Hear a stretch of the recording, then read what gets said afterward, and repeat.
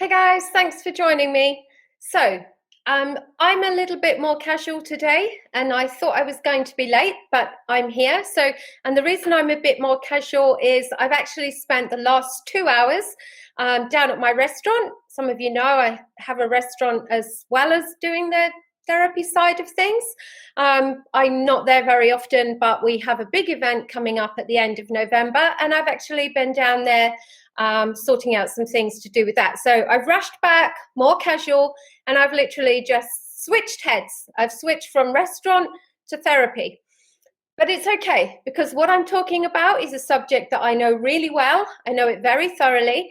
I've got no notes, no agenda, no structure, and I am literally just going to talk to you about trauma. I'm going to use the board for some notes because there's a lot of stuff here. I'll try to make it legible, but I know I say and write too much, so just bear with me. But I'm going to start at the beginning to talk you through trauma. So what trauma is, how it affects how you feel about yourself when you have childhood abuse, no matter which one it is, emotional, physical, sexual. So how it affects you and how it leaves you feeling about yourself and why. And then I'm going to show you exactly what happens inside you, which of your systems get affected, how they get affected, and then how we do the work of correcting your trauma response. So it's quite long, but there's so much here. And I know whenever I do this training, I get so many people who just tell me that I've taught them things that they don't know.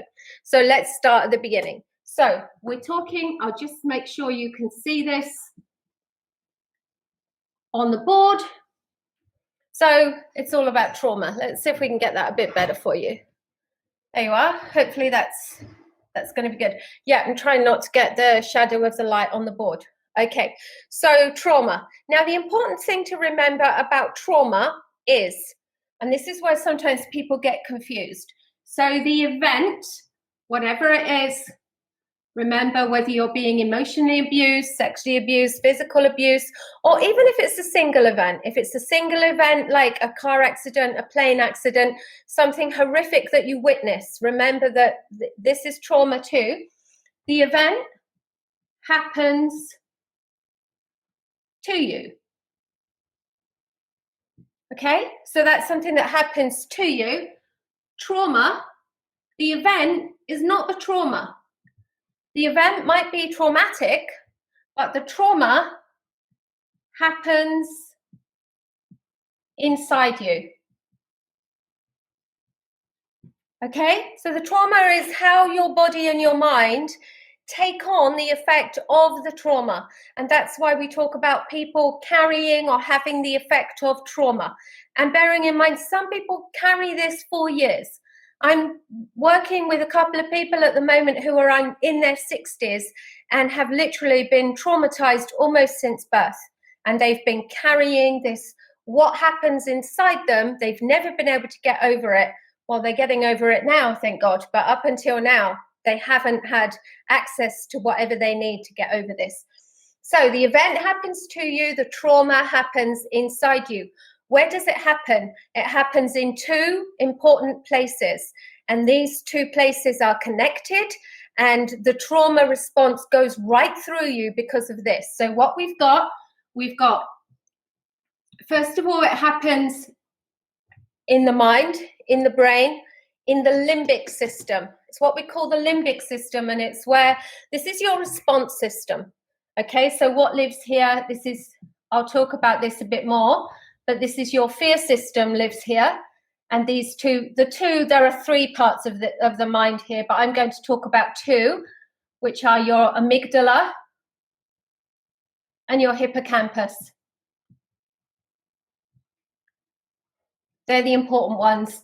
And they make up the limbic system of your brain. And this gets affected when you experience trauma. Then also you've got your nervous system. Now, it's not your central nervous system. It is called your autonomic nervous system. And this is a secondary nervous system that we don't hear too much about. And this is just the nervous system that does all the functions that are automatic. And it also has a role to play in your fear system. So when people talk about having these internal tremors of feeling shaky inside, this is the effect of the autonomic nervous system.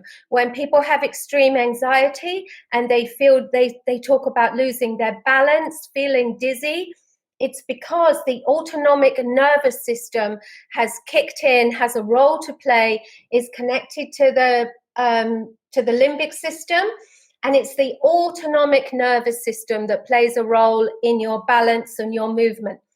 It amazes me how many people I see who are asking, well, they've got extreme anxiety, they've been given medication for it, they've been to see a doctor, half the time they've been to hospital with panic, and they're asking, why do I have balance problems? Why do I feel dizzy when I move, when I've got anxiety? And no one has told them this stuff. Okay, that's why I like to teach this, because people just aren't talking about this enough. Too many people are just being given medication without being told anything about what is happening in their mind and their body, and just taking the medication. And the thing is, when you understand what's happening in your mind and body, number one, because your understanding takes away some of your fear. And number two, it gives you the power to start to do something about it.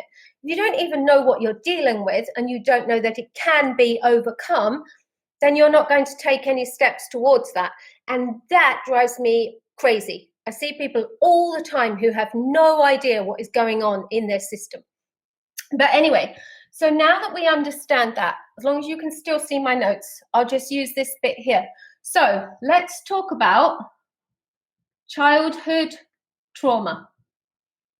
Now, bearing in mind that this can be any of these. So this can be, as we said, it can be sexual abuse, emotional, or physical. That doesn't matter. All of these are equally toxic, disgusting, have a terrible effect on childhood development. And I'm going to actually show you why. Last time I did this training, I went through the different ages and how you should be developing as a child and how you don't when all of your resources are going to actually defending yourself. I'm not going to do that today. I'm going to break it down in a different way. So this training will be slightly different. So let's have a look at this. Why do we talk about childhood trauma rather than adult trauma? Because if you suffer childhood trauma, this is what I'm going to explain to you. It affects the way you feel about yourself and what you expect for yourself and from other people, how you see the world, how you envisage your life in such a way that you are far more likely to experience trauma as an adult when you have had childhood trauma.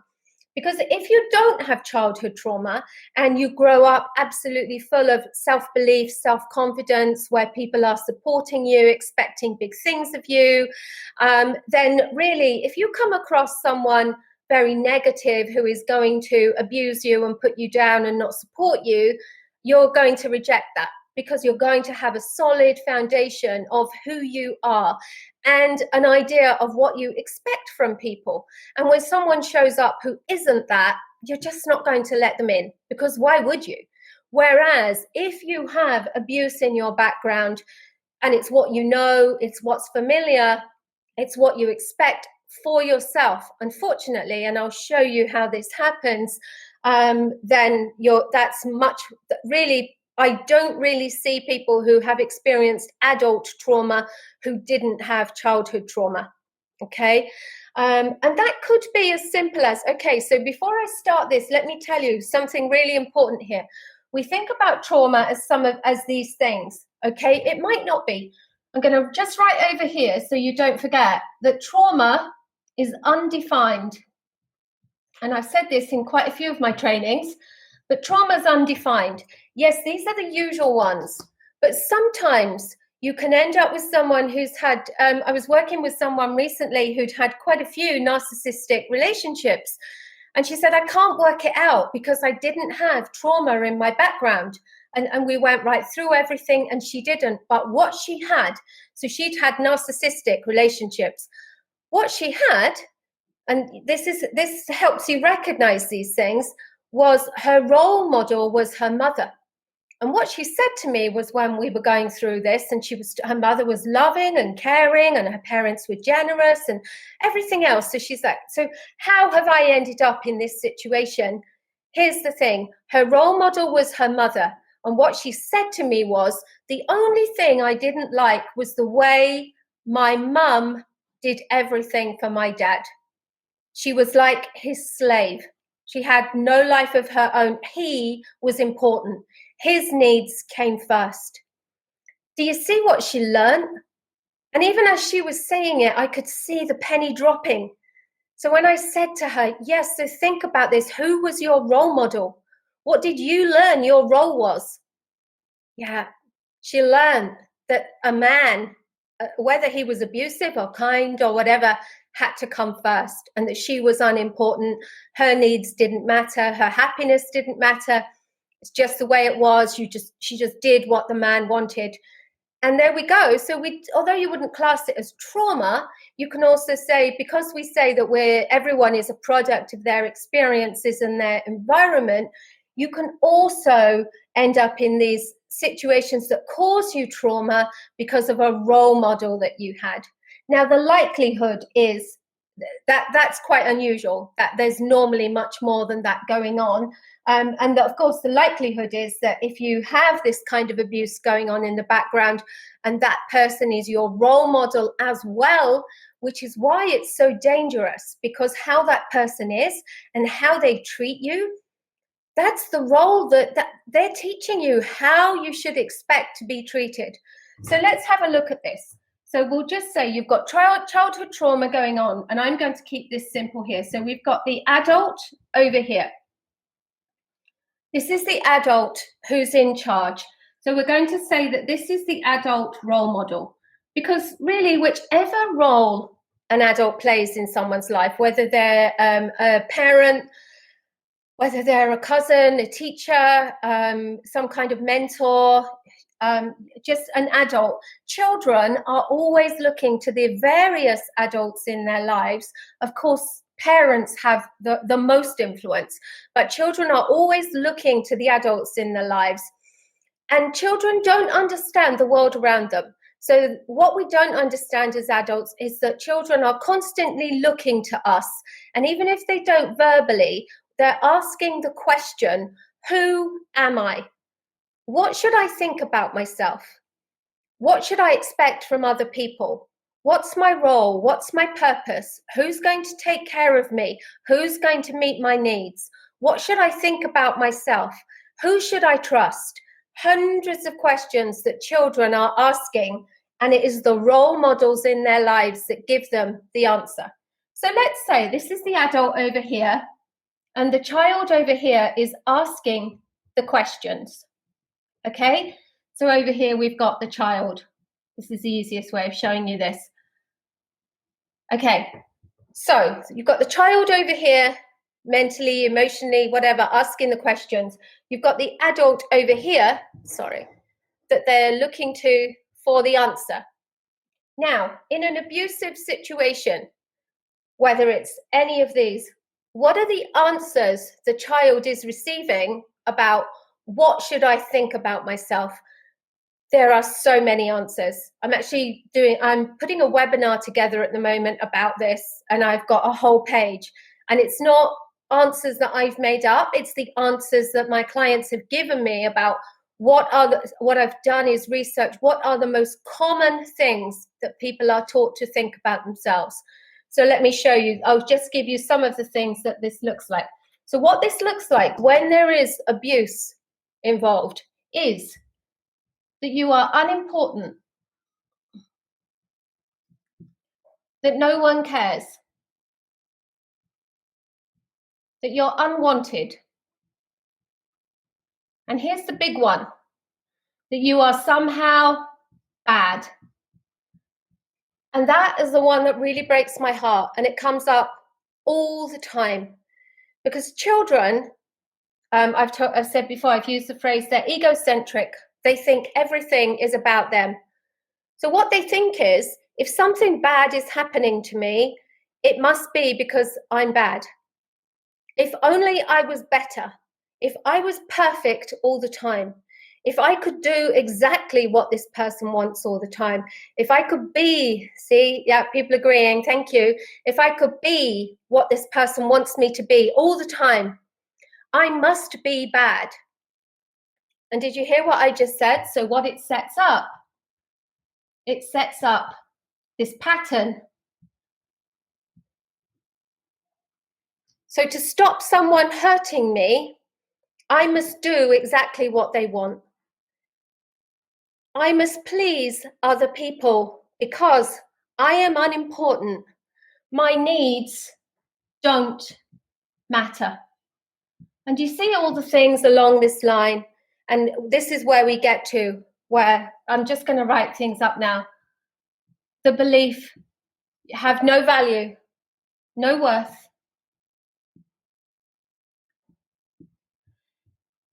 I've done unimportant, no one cares. I'm just going through the really, really important ones, but also what the child feels. Because if the child's being abused in this way and they're not getting the support and the love and the nurture that they need, it sets up a pattern of feeling powerless, of feeling vulnerable, unable to meet needs.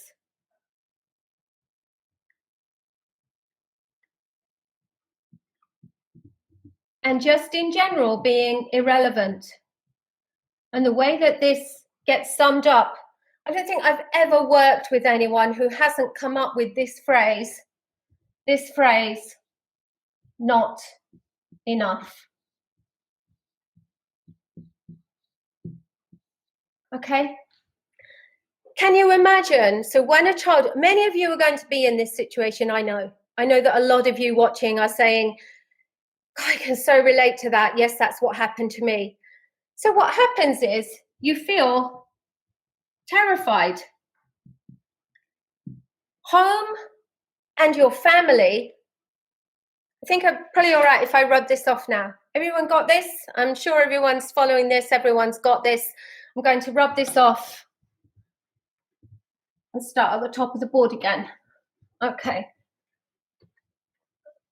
And I will shortly, I'm actually making a webinar at the moment that is specifically for women in business, because when women have abuse in their background, it seriously affects their ability for these same reasons, but I'm doing one specifically for business, seriously affects their business to achieve their potential in business.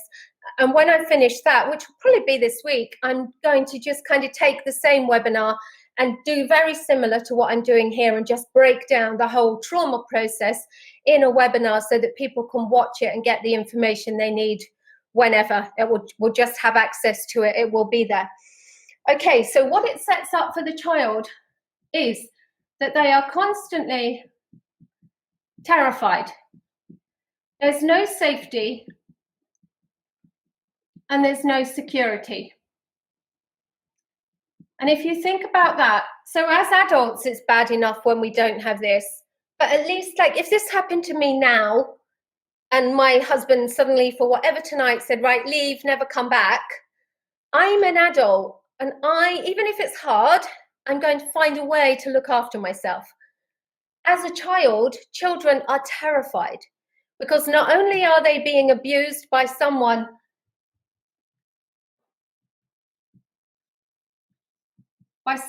who should love, care for, nurture, and nourish them, which is a huge betrayal. It's a huge betrayal because their DNA, their primal system tells them what they should expect. They know what they need to survive, and now they're not getting it. And they know they're not getting it. And it leads to all of these unmet needs. Okay, so terrified, no safety, no security, a huge betrayal, unmet needs, but it also goes over here with this powerless and vulnerable. Because children, they have no choice. A child who doesn't like what's happening to them at 6 years old, where do they go? What do they do? This person who is doing this to them is invariably the person who should be loving and supporting them, and you've got this huge betrayal. So everything becomes very warped. The way that they see other people. Because here's the thing, they instinctively know that they should be able to trust this person, but they can't. And this is what they learn about people. They learn that there's no safety, there's no security. People will betray you. No one else can meet your needs. You can't trust people. You're powerless, you're vulnerable. Now get on with it. Do you know where this leads? Huge anxiety. Huge anxiety. Because everything that they need to do, they can't do. And it just amazes me the number of people who say to me something like, I was diagnosed with anxiety when I was 5. And I'll say, well, didn't anyone wonder where that was coming from? No. No one actually asked them, what is happening to you? Where is this coming from? I guess this was in the area when it was just, oh, they're just a nervous child. No, they're not a nervous child. They were being abused. And I see this today as well. I see quite young people in their 20s who've had anxiety for a long time, and no one has bothered to ask them what was happening to you, which is why my key question when I see anyone with anxiety, depression, any of those, my question is, what happened to you? That's all we need to know. Any mental health, emotional issues at all, what we need to know is what happened to you. Everything comes from there. No one feels these things for no reason. Anyone who is in a normal home situation, a loving, caring, supporting home, does not feel this. This doesn't happen unless they have a real skewed misconception about something. And when we ask what happened to you, then they have a chance to tell us. Okay, so what happens is, of course, they picked up this warped view of other people, of themselves. And what happens, as you know, I've told you many times before, what they pick up in childhood becomes their blueprint. Okay, so everything that they were literally marinated in, all the negativity that they were bombarded with about themselves, life, the world, other people, they're marinated in it. They absorb it. It's literally, it's who they are. It's who they become. It's their blueprint. It tells them how to operate. It's a bit like the software in a computer. The computer does the same thing until you tell it to do something else. Until you upgrade its software, until you change its blueprint, the computer runs in a certain way. When you change the program, it does something else. Exactly the same. When a child picks up a certain blueprint, a way of programming or operating from something that is happening to them in their childhood, it stays there until we overwrite it, with something else. So, and the problem we have is that we've got two parts of the mind here. The problem is that this is the conscious mind, and it's all logic. This is the subconscious. In my webinar, I've got loads of training about this. I'm really pleased with the way it's come out because it's very, very clear. In the subconscious, it's all emotion. And the marinating, the blueprint, everything that a child is absorbing about themselves sits here. This is the blueprint. So it's not like the logical conscious mind that we're all accessing all day, every day, is running everything. We think it is, but everything that you are taught, everything, every action, every thought, everything you do comes from here. The neural pathways go this way. Okay? So if this is all negative, and over here we can add, as we go through life, we can add hurt, we can add anger, frustration, disappointment, all the things that life not being what you expected it to be, gather over here and feed this. Now, I did a training on this the other day, a much longer one, if you want to go back to that to give you more detail on this. But what happens over here, so this is where we do our talk therapy. This is where we do our coaching, our CBT, cognitive behavior therapy, our NLP, neuro-linguistic programming. It's where we do all our psychology. Everything like that gets fed into here when people have mental and emotional problems. So when we're dealing with anxiety, depression, anything really. These are the most common ones. CPTSD, complex post-traumatic stress disorder. Now, complex post-traumatic stress disorder is really the result of the childhood. It's the result of extensive, long-term, continuous abuse over many, many years. And then we call it complex post-traumatic stress because it has many layers. It's been there a long time. It's like the child has been, it's everything they've known about themselves for their whole life until they kind of get to the point where they say, I have to do something about this. And some people don't recognize it, but for a lot of people, they come out of their childhood into their teens, poor relationships. They have 1 marriage, 2 marriage, 3 abusive relationships, and then they finally hit rock bottom. Maybe they've got an addiction, because addiction is all about filling an emotional void. So childhood abuse, oh my goodness. Let me tell you, I have never, ever, ever worked with an addict that does not have some kind of childhood abuse in the background. Never. Because what the childhood abuse does, I told you about the unmet needs, it creates a void. It creates an internal emotional void that the addict, I hate that word actually, I don't see people as addicts, they're just hurting people. Okay, they're just hurting people. Everyone who has anxiety, depression, any kind of mental health issue, any addiction, they're just hurting people.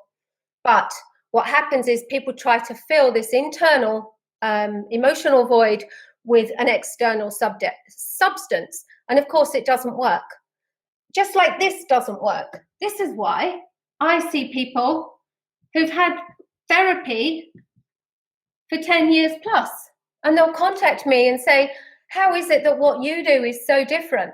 I've had therapy for 2 years and I cut for 10 years and I can't see that it's made any difference.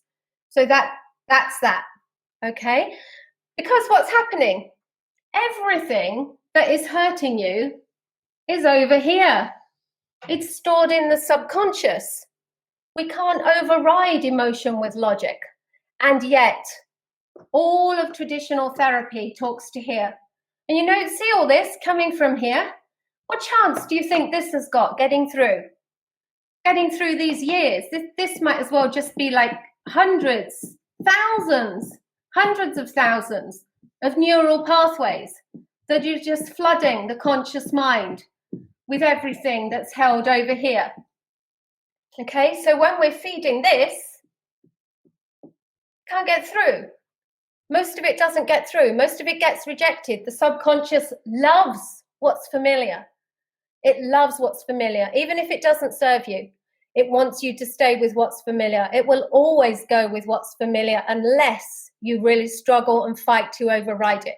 Anyone who has done any personal change on any level knows that it's hard work, it's continuous. You have to constantly fight the negative things that are coming at you and make a point of overriding them and literally saying, no, I don't want you anymore. No, you can let that go. It's hard. It's really hard work. Thanks, guys. Yeah, I can see you like that. I like that too. It's good. But do you see like we're fighting this losing battle, which is why we have to fight the battle in the subconscious, which is why what I do is so fast and so effective, because it doesn't matter how much of this you are holding on to. We're going to attack it where it actually is. And in every session I do, I ask my client, what is it you want to do? I want to overcome my anxiety. We directly attack the thought processes that are making you anxious. And in that session, we wipe it out. We might not wipe it out totally, but you get a huge shift, okay? And then the next one, so you have to remember complex post-traumatic stress is a combination of all of these things. So then the next session, someone says, I really need to work on my anger. So then we work on the anger. I really need to work on feeling so negative about myself. Do you see? And over a few sessions, we gradually take away these inputs, because a lot of them are caused by each other. And what we do, we replace every single one of these. So where you were feeling negative, we change it with positive. All the negative thoughts we change to positive. Where you were feeling hurt, we heal. Where there was addiction, again, we heal. And we do it by changing all of the thoughts and emotions. And we just overlay what's there. And what I love is things like, I was talking to a client the other day, a few days after our first session, 5 days after. And we did her session and it was all about anxiety. And I did a follow-up call with her a couple of days later, because that's what I do. And she said, oh, I'm feeling great. Thanks very much. I'll talk soon. And then we did our follow-up coaching session a couple of days ago. And she said to me, she said, do you know what I love? She said, it was amazing. She said, so I did my session with you. And it was so weird to come out of that session realizing that I was starting to think positive things about myself. And then I do people a bespoke recording, and I just, where they were being bombarded with all the negative stuff, I do them a recording that bombards them with positive images, thoughts, words about themselves. And she said, when I first listened to that recording, it was so strange to hear all these fantastic, amazing things about myself. She said, and it felt a bit weird. She said, but you know what? By day 5, and this is the beauty of this is what I love. She said, by day 5, I was just listening to it and going, oh yeah, that's me. Yeah, that's me. That's me.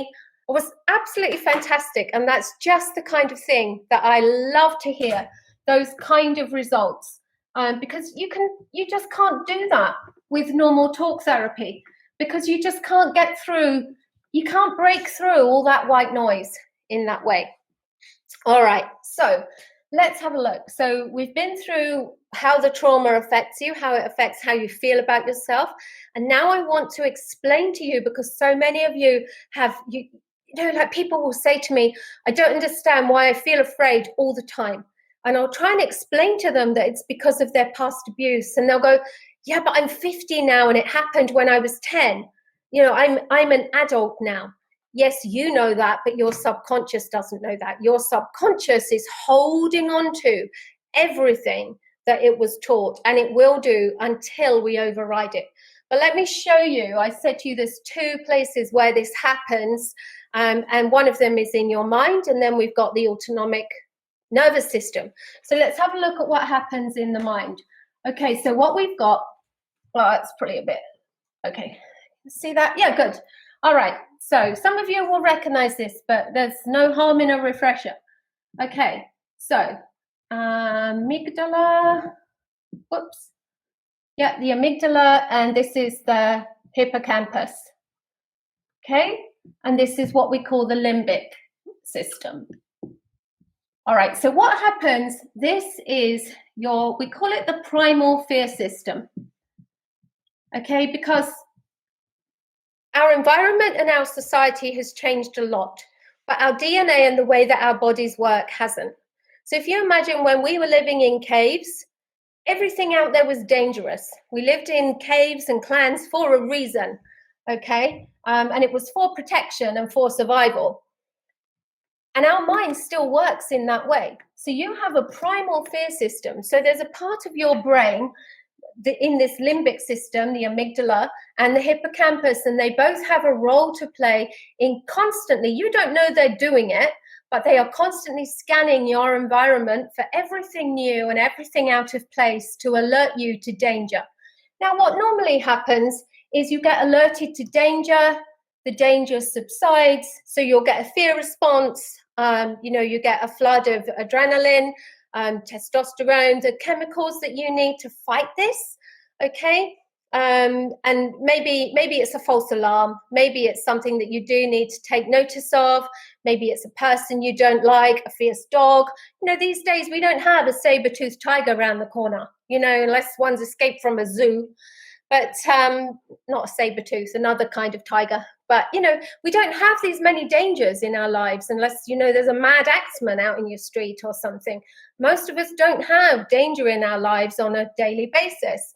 So what happens is the amygdala activates, it all calms down, and the hippocampus, what the amygdala does, it releases cortisol. And cortisol calls on the defense response in the body. Okay, and what happens then, this is in a normal situation, we've got this constant, like this, where you just get the little bit of fear, the cortisol, and what happens is after the event has passed, the hippocampus soaks up the excess cortisol, because cortisol is not good in your body in large amounts, so we don't want to be flooded in cortisol. Now, and that's how it should work. But what happens when we are in an abuse situation? If you can imagine, what did we say? We said there's no safety, there's no security. The child feels terrified. So this is not the occasional response. This is continuous. Your amygdala is constantly engaged. You are constantly looking for what is danger and finding danger everywhere. Everywhere. You learn that people are dangerous. You can't trust that person. You can't go there. You shouldn't go into places on your own. Imagine a child who is cornered in their bedroom regularly. How are they going to feel when they're out in places that they don't know? They're constantly going to be terrified that someone is going to corner them. They don't rationalize it and say, oh, well, that's my bedroom. This space is different. This is what they learn, that places, that people, that certain actions, certain tones of voice, they learn that everything is danger. And we end up with the amygdala overactive. And what actually happens is stays overactive. It doesn't actually calm down, because what happens when the amygdala switches off, the hippocampus cuts in to soak up the cortisol. But if the amygdala is constantly activated, the hippocampus can't soak up all the cortisol. It can't actually, it can't function. It can't do it fast enough. So here's what happens actually over time. Okay, so you have to remember that this ends up a continuous fear response. And this explains extreme anxiety and why we have people as adults who have extreme anxiety that is related to childhood abuse. This is what I'm explaining to you. So what happens as it gets overactivated, we call this hijacked. It's hijacked. It's out of control. The amygdala grows. Okay? The amygdala grows as it gets used more. And because it can't cope with all the cortisol, the hippocampus is actually affected by excess cortisol and it shrinks. So the hippocampus shrinks. So we've now got these two totally out of balance.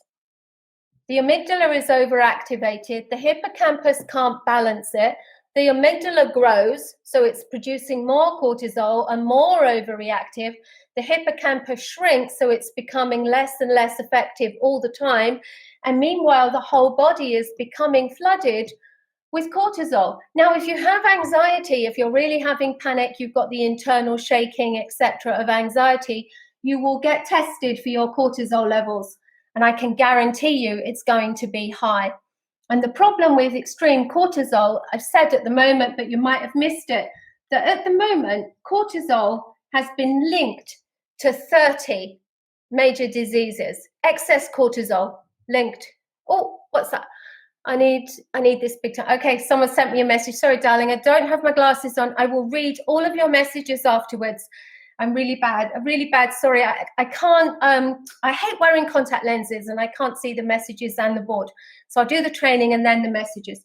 So it's been linked to 30 major diseases, which is another thing that annoys me about people that are simply put on these anxiety tablets, just because most of the time the anxiety tablets don't work anyway, and they have horrendous side effects. But here's the thing, even if you are lucky enough to find an anxiety tablet that does mask your symptoms for, why are the panic attacks scary? Okay, I can see a little bit. I'll do that afterwards. It's because they come from here.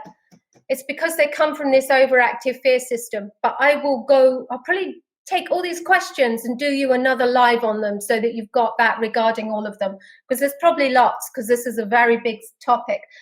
Okay, so what happens is when you're taking your anxiety medication, if you're lucky enough to find something that works for you, your body, it doesn't stop the cortisol.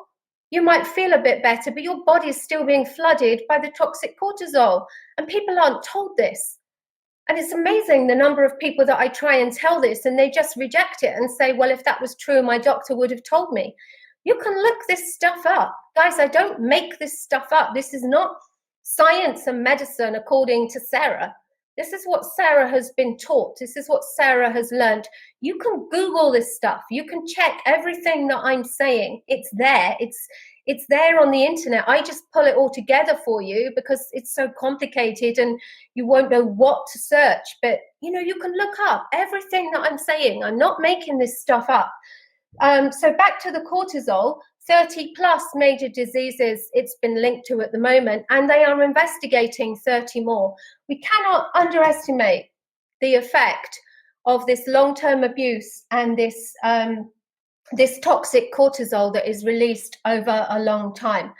Now, the good thing about this is, so you might look at this and go, oh my God, I've been abused in one way or another for the last 40 years of my life, or the last 20 years. I must have had all this going on all this time. I must have hardly any hippocampus left by now. The good thing is that this can be reversed. Okay? And we reverse it when we do the work on dealing with the trauma. But the good thing is that the hippocampus can grow again. Once the amygdala starts to calm down, the hippocampus responds, and as it is able to start to soak up the lesser levels of cortisol, it starts to grow in response. So this effect can be reversed. So don't panic and think, oh my God, this is going to go on for the rest of my life. We can actually reverse this. Now, I also told you that there's another part of your system, and this is your autonomic nervous system.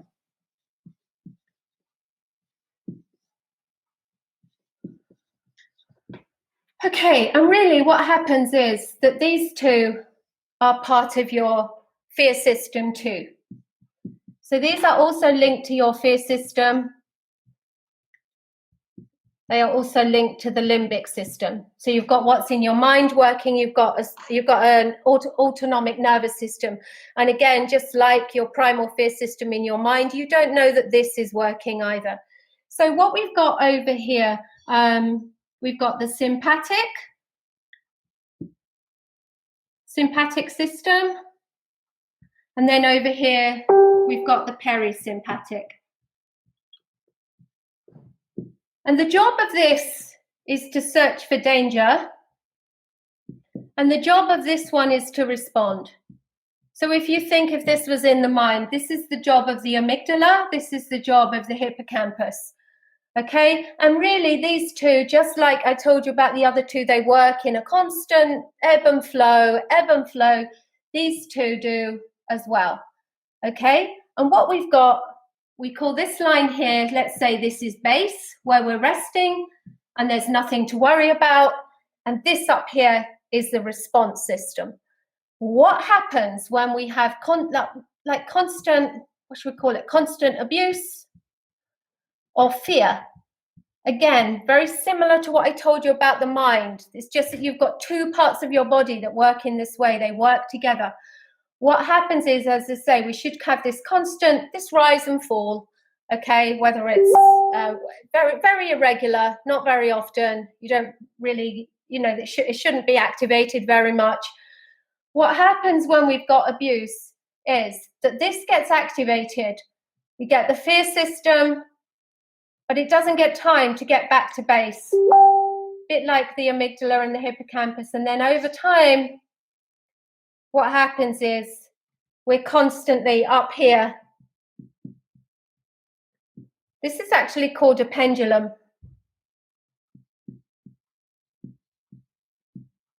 We have an effect like a pendulum going on in the nervous system.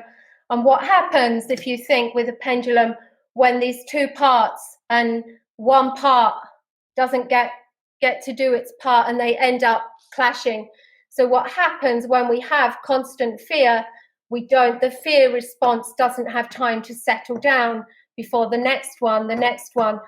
And this space in here, let's say that this is normal. This is what we call the capacity. So this space between the two is the client's capacity to function. So normal function. See what happens as over time this gets eroded and suddenly there's no capacity here to function because we're constantly in a fear response. And that's how that works. Very similar to what happens in the mind.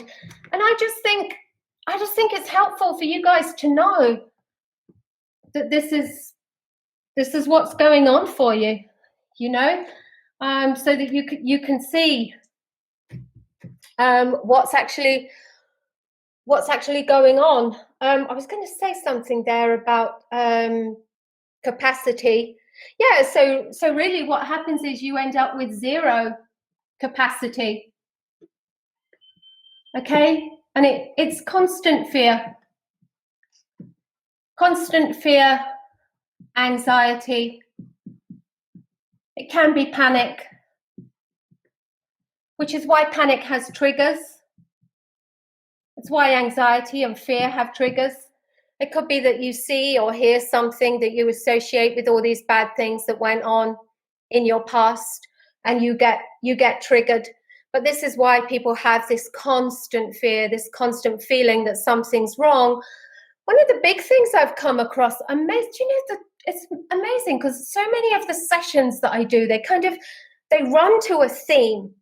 And last week, over the last couple of weeks, I've had two main themes, right? And one of them was punishment, and one of them was undeserving. And it was amazing. Because last week, almost everything I did was about uncovering undeserving. And the week before, it was all about punishment. And here's what I discovered when I was working with people with anxiety. So the week I was working with people with anxiety, there was depression, there was CP, TSD. This week, on the undeserving, almost everyone had anxiety because they had something good going on in their lives and they felt that they didn't deserve it. And it caused them to worry about it. They didn't know that. All they knew was they were anxious and they didn't know why. It was when we did the deep subconscious work. You have to remember, this isn't stuff that you know in your logical mind. And it was amazing because almost everyone that I was working with had this sense of being undeserving. And then last week was absolutely horrific because almost everyone I was working with, no, it was the week before. Sorry, that was last week, undeserving. The week before, punishment. And I worked with so many people who said to me, why as an adult am I terrified of doing something wrong? Why as an adult does everything need to be perfect? Why do I need to be perfect? Why am I so scared of things going wrong? Or why do I feel like I have to rush and get everything done on time? Why am I waking up in the morning terrified, sure I've done something wrong, when there's only me in my house? It came from here. So as a child, when things went wrong, they were punished. And a lot of these were brutal. I mean, this was not being told off. So, yeah, I need to take a deep breath here. Some of this was horrific to go through. Okay, so there were severe punishments for doing things wrong, for being criticized, for everything not being perfect. And although it happened as a child, it had created the blueprint. So now as an adult, they were running still to that blueprint. And what we managed to uncover was that they had this sense that if they did something wrong, they were going to be punished. And how we overcome that in the work that I do, we literally upgrade them to the adult they are now. And they can see the difference in their lives between when they were children. So the way this would actually look, and those of you who've done some work with me, you'll know this. The way this would actually look is that we go back and we look at what was happening as a child, what they thought, because the subconscious mind knows. So we access the subconscious, it tells us everything we know. It answers the questions about this fear and this anxiety. We just ask it the question. It shows us what we need to know. So it shows us what they thought as a child, what they thought, what they felt, what they saw, how they perceived themselves. So that will be they perceive themselves as stuck. They perceive themselves as having no choice. They feel terrified. They're really worried that their dad's going to come home soon. All of this kind of thing. So we find out what's going on here. And that was then. So that was the past. And then we say, okay, so that was then. But let's look at you now. And we're doing this in the subconscious. Go back to the diagram I did you before, where we're doing the work where it really matters. Okay, you now, as an adult. And they come up with what they have as an adult now. They have security. They have safety. They have choice, power. They're not vulnerable. And even though some of these things are pretty horrific, when we talk them through, we end up laughing over here, because then I'll say to them, okay, so now you as an adult, who is going to physically punish you for getting something wrong? And they'll kind of laugh and go, no one, of course. So who is going to shout at you for getting something wrong? No one. Well, my wife might, but and we end up with this total change, because they understand. It's a bit more complex than that, but I'm just giving it to you in the basics. They understand that this does not apply anymore. It won't happen. So we do this whole thing over here, and we look at all of this, and we might go through and say, when I was 8, I felt and I thought and I saw, but that's not me anymore.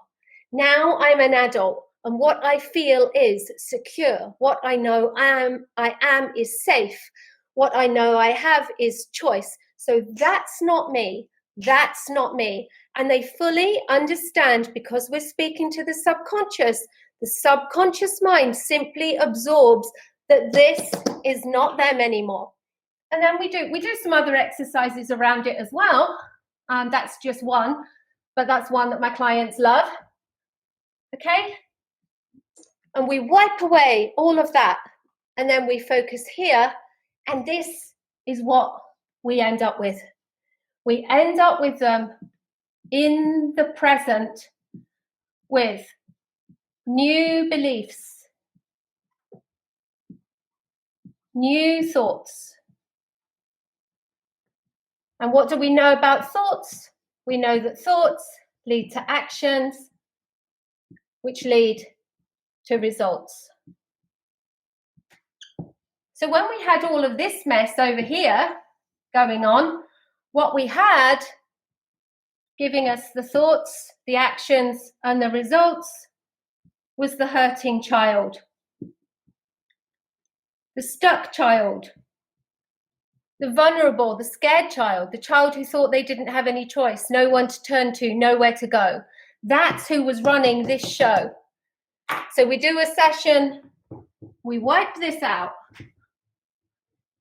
And if we don't wipe it out totally, we make a really good foundation. You can talk to anyone who's done this work with me, and they'll tell you that this is really how it works. And I know if you're used to traditional therapy, it can be a bit difficult to understand, because with traditional therapy, it takes a long time to get anywhere for most people.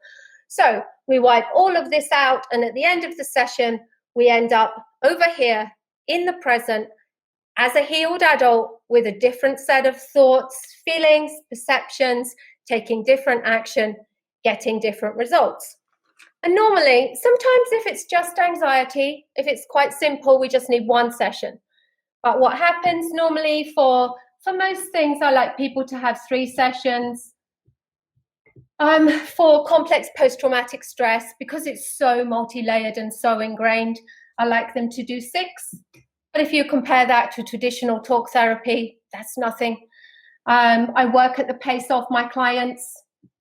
So even the 6 sessions, 12 to 18 weeks, because sometimes we need to slow down. Sometimes people get excited in the beginning and they want to race through everything. But remember what I told you about these systems. Sometimes the systems need to catch up, so we need to slow down. So I'm very flexible. I always go at the pace of the client, give the client what they want. So what we do then, if you think this was our first session, so now we go into our next session. We're not starting over here, are we? Where are we starting? We're starting here. So session 1, we start here with this mess. Okay, with all this mess that was over here. That's where we start. We end session 1 over here. Where do we start session 2? We start session 2 over here, exactly where we ended session 1, if not further on, because it keeps going. Even when people aren't working with me, when they've got the recording and all the things that carry on happening for them once we've stirred the subconscious and we've started the work, it carries on. And quite often I'll go to work with people for session 2 and they've moved further on than when they were working with me, even the results that we got. But as a minimum, we start here. Okay, so, and then the next time, of course, where do we end? So every session, we're moving on. It's a requirement that every session we have a goal, we meet a goal, we move on. So when we do our next session, we're moving on further all the time. And that is how we deal with the very complex process of trauma. How it affects you. I know there was a lot there. How it affects you, how it makes you feel about yourself, how it affects your body, exactly what it is, the fact that it doesn't have to be abuse. It might be something more simple, but if it's traumatic for you or if it causes this trauma response, then we treat it as trauma. The effect it has in your mind, the effect it has in your central nervous system, and exactly what we do about it. So, thank you. Thank you for listening to me. I know that was long. There was a lot there. But I like doing that training because I think it really makes sense of things for people. I'm going to go through, if you've got questions, please still put them in. I'm going to have a drink and then I'm going to come back and go through the questions, and I might just answer them in the feed, or I might do, maybe tomorrow, I'll have a look at the questions. I might do a live tomorrow on the questions, which would probably be a really good thing to do because it would really pull everything together for you. So thank you so much for being here. I really appreciate it, and I just hope that I've taught you some stuff there that really helps you put this into some kind of perspective. But most importantly, I hope that any of you that are living with any mental health or emotional issues, especially when you have abuse in the background, when you know that what you're dealing with comes from your childhood, please don't think that you have to live with this. You don't. I have the methodology to overcome this. I do this for many, many people. I do it day in, day out. I'm often dealing with at least 2 clients a day working through these sessions. I know how to help you to get you to where you need to be. So just book into my calendar. I will put the link up for you. You can always message me if you can't find it, and at least have a chat to me about what this would mean for you. I can tell you, for people who work with me, this is life-changing. This is transformational, totally changes people's lives.